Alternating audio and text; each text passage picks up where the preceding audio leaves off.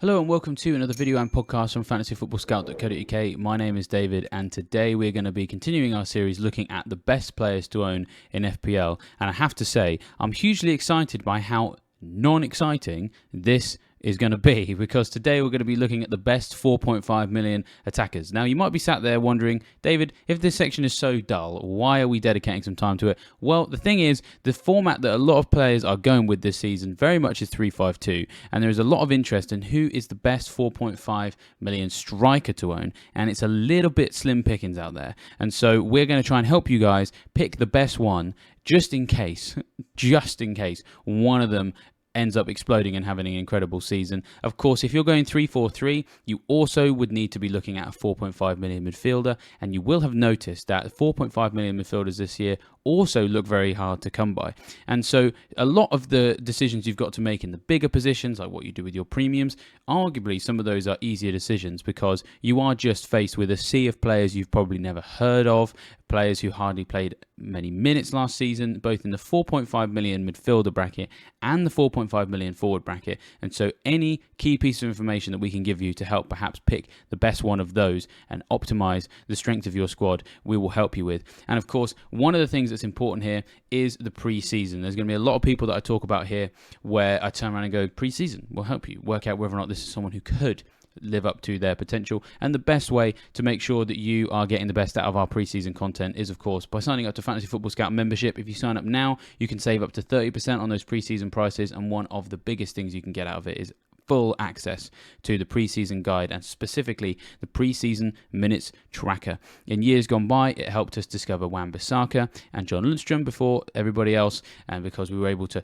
pinpoint how important they were in preseason by seeing how often they were playing, and that can be beneficial for lots of other players as well. And there's lots of players here who didn't play much last season who might get a look in this season, and the preseason will tell you all about that. Other benefits of Fantasy Football Scout membership include members area tools such as the season ticker, which is fully interactive, gives you the opportunity to sort by the best attacking fixtures, defensive fixtures over different periods of the season. Comparison tools as well, being able to give you visuals like touch maps, heat maps, XG shot maps, things like that, and tables as well, just to compare the raw numbers as well. Season points projections, team transfer planner, and drafts from the best FPL managers on the planet. So make sure you get yourself sorted with that before the start of the campaign. It will very much help you make the most of pre-season. But let's jump right in to the 4.5 million midfielder bracket first. And as I said, it really is slim pickings here in terms of starts from last season. In yesteryear, we were normally seeing, solid 6s and 8s perhaps at lesser teams priced at 4.5 million to the start of the new season. Unfortunately, even Jack Cork and Idrissa Gueye, their clubs, they're priced at 5 million. This is probably the one part of the pricing for the new FPL season that I'm a little bit disappointed by, because it does mean that it's very hard to find a 4.5. Harrison Reed, of course, is another one who we a lot of us have had before. Andreas Pereira was a little bit broken, you could say, because he was at Man United before he then went to Fulham. That's why he was 4.5, and then played number 10 for the Cottagers. But yeah, this on the screen right now is the list of starts made by all of the 4.5 million midfield players 4.5 million midfielders last season, and yeah, it's not great. So one start apiece for Hodge at Wolves, Sarmiento and Ayari at Brighton, and El Neni at Arsenal. 2 starts for Sarr at Spurs, Scarpa at Nottingham Forest, and got a picture of him on the screen as well, and Chukwuemeka at Chelsea, 2 starts for him. Anderson at Newcastle, 3. We got Boubacar at Wolves with 4, Lukic at Fulham with 4, and then Jean Baptiste at Brentford also with 4.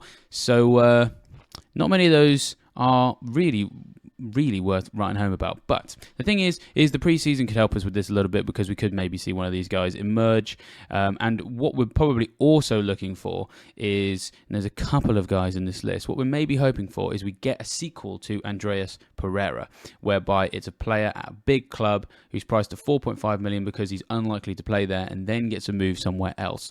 That's what we're hoping for. And so we'll start in terms of breaking this position down into more detail there. Now, the list you've just seen is people who made starts for Premier League teams last season, but some of these guys weren't all that involved last season, but that doesn't mean they might not be this time around. So let's go through 4.5 million midfielders at the big six clubs. At Arsenal, we've got El Neni and Marquinhos. At Chelsea, we've got Andre and Chukwuemeka.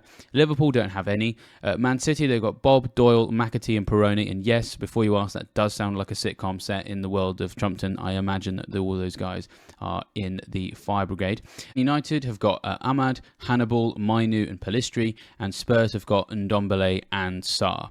So let's start with the Man City ones first, because they're the ones that have the biggest and best chance, I suppose, of being involved in a meaningful way this season that could potentially mean you can get that guy and put them in your team just for the bench to begin with, to be honest. But on the off occasion where you need them to come in, maybe that's useful. So James McAtee and Tommy Doyle, they were both on loan together actually at Sheffield United last year. We don't know what's happening with them in the transfer market, but you would imagine that the Blades would be after some kind of maybe another loan or maybe a permanent move for one or both of them. And if that does happen, that could be quite exciting, actually, because Doyle was on a share of set pieces for Sheffield United last season. McAtee was more involved in open play attack. He got 9 goals. And they were in and out of the side to begin with, but then towards the end of the campaign, they very much had worked their way into being first choice starters there. So keep an eye out for a situation in the summer where maybe Doyle and McAtee get the opportunity to go back to Sheffield United, either on loan or as a permanent deal. Then at Chelsea and Spurs, it's very much people who have the opportunity to break back into the team with a new manager, for example. So let's start with Chelsea. Chukwuemeka and Andre might be involved, we think, a bit more this season. Football.London, who cover Chelsea and cover them quite closely, know a lot about them. They have suggested that Andre, despite him just being 19 years old, is now being seen as a first-team player within the squad. And it's obviously a first opportunity for him to impress the new manager in pre-season as well. He had a very good loan spell with Vasco da Gama last time out. And he's, we're not saying right here, right now that he's definitely going to start, but there's lots to like about this guy from what we're hearing, and let's just keep an eye on pre-season. Let's just keep an eye on pre-season and see what happens. In many ways, it's carte blanche for a lot of these Chelsea players with the new manager. It's an opportunity to start afresh and show what you can do. And bearing in mind that a lot of the first teamers from last season didn't exactly have the best time, it's probably the easiest and best time to break into the Chelsea 11 for many a year. So keep an eye there. At Spurs, we are thinking that we got Sarr and we got Ndombele. Ndombele is probably the more likely to be involved this season. But again, we got to see what happens. He did very, very well last season, and this is why we're talking about him here. He was on loan with Napoli last year, who of course won Serie A. And we've actually got a quote here from the new manager, Postecoglou, who said that the player's been good. He's been working hard in training, as they all have, because they've got no choice. I take things as I see them. He was part of a Serie A winning side last season, and he's been working well. Within that context, I am pleased to have him here and part of the group. What that means for long term, we'll see. Maybe he won't want to be part of things. And so, of course, it's possible that Ndombele had such a great time with Napoli last season that maybe he wants to go back there and make a permanent move. Alternatively, maybe he wants to prove himself in the Premier League. I mean, when he first arrived at Spurs, there was a lot of talk about him being a good signing, and then he perhaps underwhelmed a little bit. Didn't necessarily always get on too well with Mourinho, but, who does? An opportunity for him to reinvent himself in the Premier League after the confidence boost and the confidence building season of winning Serie A with Napoli. That could potentially happen. He's got the skills and the attributes to start in a Spurs team, I would say. And so let's see if that's happening in pre-season. And I suppose the only other name I guess to mention is El Neni, because he has been picked by FPL managers in the past before. It's incredible really to think that he's still an Arsenal player, but he's very much a backup there. There's a lot of other players in his position floating around, some youth players, and of course the only Declan Rice coming to the club in all likelihood as well. So it's not necessarily a good idea to go for him. So from these guys, we're thinking maybe Ndombele can maybe break through at Spurs. We think maybe Andre might fancy his chances of breaking through at Chelsea, especially in a world where there's just so much fresh and new at Chelsea. And then the best ones to look out here for are Doyle and McAtee, I should say, moving from City back to Sheffield United. So let's move into probably the very worst section of orders. I mean, in many ways, I could have called the video like the worst players to own in FPL, but I don't really want to be that unkind to some of these guys in case they're watching, or maybe their mums are. So there's basically just no obvious players from any of the newly promoted sides. So the general gist here is, of the 4.5 million FPL midfielders, I would stay away from the newly promoted ones, and here's why. Sheffield United's Ismaila Koulibaly played just 1 minute last season, and could end up actually being loaned out by Sheffield United. With Burnley, the options they've got Agyei, Cherlinov and Costello. Costello didn't really do much on a loan spell with Bradford, so he's very much not going to be in the conversation for starting in the Premier League, that's for sure. Enoch Agyei is an 18-year-old winger who's yet to make any appearances for Burnley. He was signed from Anderlecht in January, which of course a company has links with, and then was immediately sent back there, so he's very much one for the future. And then Cherlinov, he arrived at Turf Moor last summer for a 4 million fee, but ended up being on the sidelines for most of it. He only had one start last season. That came in the draw with Reading. I was very proud of the Royals that day that we managed to stop the Burnley steamroller. He actually, unfortunately, has a bit of a serious blood infection as well. So best wishes with him for that, because it's not a nice thing to have. It might mean that he ends up at the club, maybe on the books, but not playing for some time, because the club would want to stand by him in that situation rather than cut him loose when he's got important things to deal with. So yeah, I wouldn't be going near him for investment either. Then arguably the most likely one of these guys to really get much involvement. We've actually got a picture of him on the screen in case you didn't know what Louis Watson looked like. I mean, I had no idea. He's at Luton, 4 league appearances for the Hatters last season. That is actually the most of any newly promoted 4.5 million midfielder coming into the new campaign. Now, according to Neil on Fantasy Football Scout, who has done a very good job of breaking all of this down in terms of an article looking at all of this, his view is that if Louis Watson is going to do anything, he would have to do a Lundstrom in pre-season, and that is play not very much part in the promotion-winning campaign, and then all of a sudden put yourself on the radar for first-team involvement in the Premier League. But at the moment, that does seem rather unlikely. Now, things don't get too much more exciting, but they do get a little bit marvellous in this next section when we talk about 4.5 million FPL midfielders who are currently at other top 10 clubs. And it is with Mr. Nakamba that we shall start. Now, this is a bit misleading because, of course, he is on the books at Aston Villa, but actually he could maybe end up back at Luton. Now, he moved to the Hatters for a winter loan at the end of last season, and if he does get back to Kenilworth Road, if he can, find which of those terraced houses is the one that gets him into the stadium, then he will have a very good chance of being heavily involved, because he was a big hit for Luton and helping them get promoted, of course, winning the playoff final. The only thing is, if that does happen, do not expect this guy to do anything other than simply start games for you, because he will be very unlikely to get anywhere near goals or anywhere near assists for you, because he was very much the number 6 to end all sixes, simply shielding the back four and screening across there. No attacking returns in any of his 20 appearances for Luton at the end of last season. Now, he, of all of these guys that we've got on the screen right now, midfielders at Villa, Brentford, Brighton, Fulham and Newcastle, is the most likely. Now, the handy thing about getting Nakamba is that you're unlikely to want 3 Villa players this season. You're unlikely to want 3 Luton players this season. So you can just stick him in, and whatever happens with him, you've got a 4.5, I suppose, and you don't have to, because sometimes with these 4.5s, you have to avoid one from one particular club so you don't accidentally take up that triple up option. That's possibly one reason why you might not want to go for Ndombele if you maybe want to have Son, Maddison and Porro at some point, for example. So it's worth bearing in mind sometimes not taking up a slot from a team where you might want lots of different choices, and so Nakamba can be quite useful there, possibly. Now, Anderson at Newcastle, he actually scored more points than any of the other 4.5 million midfielders last season, but the signing of Sandro Tonali is sure to put him into a situation where he's not really going to play very much this year. There is, of course, going to be rotation with Europe, but quite a lot of the time, these teams breaking into Europe will sometimes still play the stronger team in the Premier League. And of course, that is not very helpful for us when picking budget assets who might get more game time because of rotation.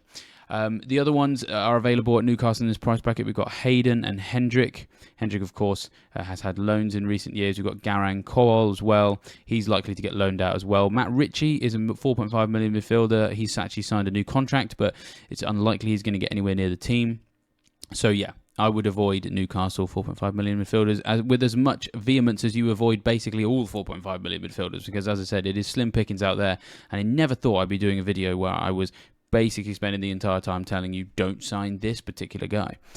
Now, we could see some people come through at Brighton, but we do need to see how preseason goes. We probably want to have a look at what is happening in terms of their European rotation, and this actually is another team where I just take you back to, do you want to use up your whole allowance on a 4.5 million midfielder in a world where you may want to have Matoma and Gross at the same time when the fixtures look good? You may want to have a Stupinan and which of their goalkeepers break through at the same time, on top of also having an attacker.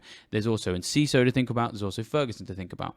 So whilst there's some quality 4.5 million midfielders here, we're not sure that they're going to play games. And as I said, Brighton triple up is going to get used up pretty quick by some much better players. But just for the sake of completion, let's have a look at them, because it might help us just know what to look out for in pre-season. So Jakob Moda, he spent all of last season injured.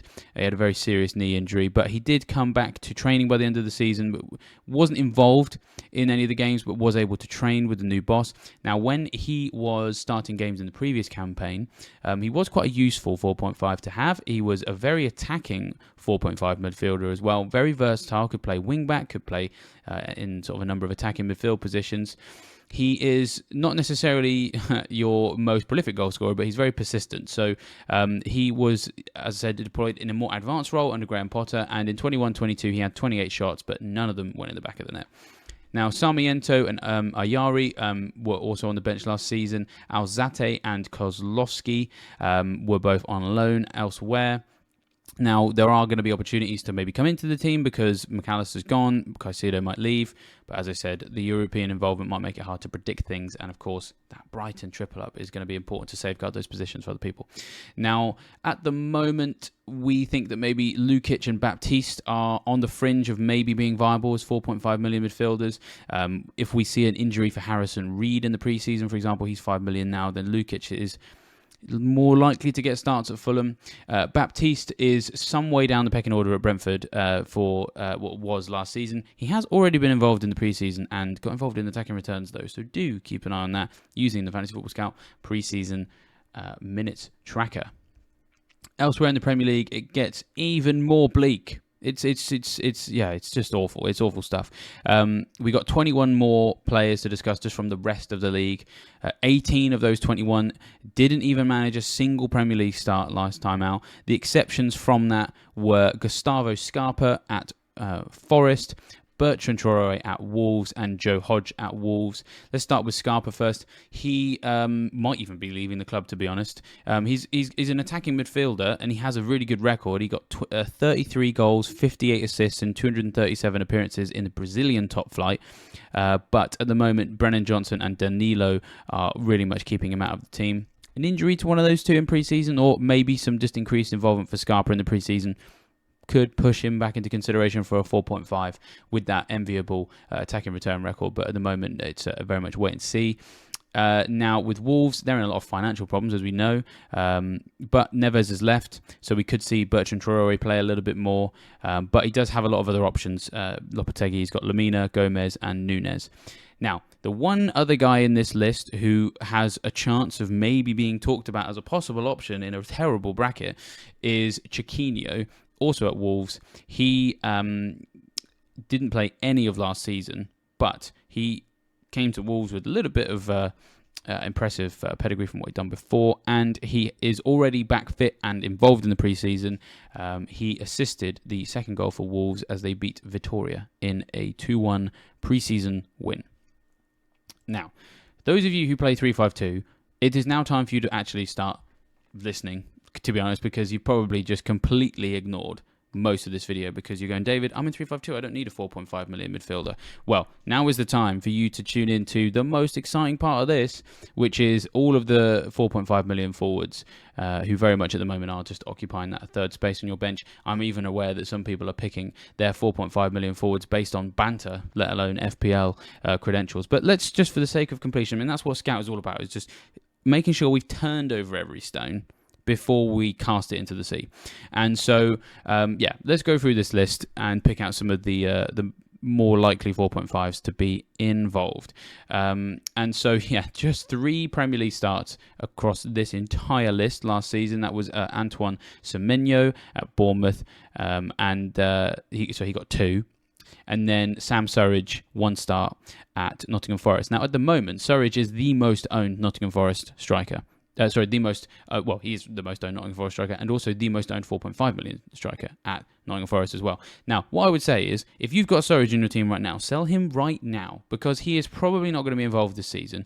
And if loads of people have him, when they realise that he's not playing many games and they need to get him to somebody else, it's possible that we could see a lot of switch in formation. If Salah starts the season very well, you're going to have a large swathe of, dare I say it, more casual managers getting rid of Surridge to turn him into a Calvert-Lewin perhaps, or something, if you're going to change shape in some way. We just don't think Surridge is going to last in people's teams. And so if that happens and there's a big swathe of sales, you are going to lose value on him if he's your guy. And so we are not expecting him to be involved with that much this season, so change him now. He is the most dangerous 4.5 million striker to have in your team, because he can seriously damage your team value right from the off. And if you sell him now, of course, that isn't going to trigger, if everybody sells him now, it's not going to trigger you losing value. Now, of the promoted teams, that's probably where we are seeing also some investment as well. Cauley Woodrow, he did make 27 championship appearances for Luton last year, but make sure that you're checking places that show you how many substitute appearances were made as well, because 22 of those 27 were from the bench. And they have also signed Luton Chidozie Ogbene, who is probably going to be higher up the list for him. Now, the 2 of this list who we think are the most likely to get some fantasy investment this season, and it'd be a good idea: Cameron Archer at Aston Villa and Folarin Balogun at Arsenal. They both scored at a rate of more than 1 goal every game last season, whilst on loan to Middlesbrough and Rennes, respectively. Now, we are thinking that Balogun could get a loan elsewhere in the Premier League. Currently, West Ham, of the Premier League teams interested in him, there's a couple of non-Premier League teams. West Ham are the bookies' favourite to get him. Now, that would be, and if he goes there, he's probably going to start games, because they kind of are short of some firepower up front. Problem there is that if you get Balogun at the moment, while he's still an Arsenal player, you can't build your Arsenal triple up, which is a bit tricky, to be honest, because a lot of people want one, whether or not that's Jesus, one Arsenal midfielder, and then Ramsdale or a defender, or some people have gone triple attack, for example, Martinelli, Saka, and a Jesus, for example, or maybe even a double up in defence and only one attacker. There's a lot of options at Arsenal, and they're probably the team that I'm seeing the most triple ups of so far in the pre-season. So it makes it difficult to go for Balogun now. Maybe if he makes a move later on, that's who you switch to. That's probably why Archer's probably the best bet at the moment. He, of course, had a loan to Middlesbrough last season, did well. Whenever he has gone out on loan, he has done well. Could a lower mid-table Premier League team maybe turn around and go, yeah, you know what, we'll take him? That could be worth looking at. To be honest, he's not that far off first team involvement at Villa in a world where there's an injury or two. If Watkins gets injured, the replacements to him are probably Duran and Archer. And Archer has done very well so far in terms of those loans, whereas Duran has been a bit of an also-ran so far. And so if Watkins does get injured, I wouldn't be amazingly shocked if Archer managed to get a few games. So keep an eye out for that. Of course, again, pre-season is going to be very important there. So, in summary, that was probably the worst selection of players I've ever analysed on this channel. But as I said, I do think it's important to go through each of them, because it's those little decisions, it's the minutiae of those decisions that feel small that sometimes can just help go the extra mile for your team. You need to make sure that your 4.5 million player, whether that's in midfield or in the forward line, is someone who's not widely owned, because they are traditionally players that the casuals will ditch near the beginning. We could see a raft of sales that lose you value. So try and go for people who are not highly owned. Try and make sure you're not using up a slot of a triple up for a team like a Brighton or an Arsenal, for example, with picking these players. And then do keep an eye on the pre-season to see which of those players we mentioned there maybe get loans to other Premier League teams. Those Man City ones especially, if they can get back to Sheffield United, then that could be worth doing, because you're not going to have a Sheffield United triple up this season, so it's not going to cause you too much damage. And what you really want is you want a 4.5 million attacker who is starting games and involved in the attack. And so the best way to find that out is, of course, to use that preseason tracker. If you've not signed up for Scout membership since the last time I asked you to do that, which was about 20 minutes ago, make sure you do it now. Save up to 30% on those preseason prices, and it will make all the difference. Make sure also to like this video and subscribe to the Fantasy Football Scout YouTube channel and hit that bell notification. All of that is free, and it's going to help you guys support the channel, help us work out what is the best content to do, and also make sure that you don't miss any of that content yourself, because there's no deadlines over the summer. So you need those notifications to help you know when to tune in. But with that, I will leave you fine, folks, to the rest of your tinkering, and I will see you next time.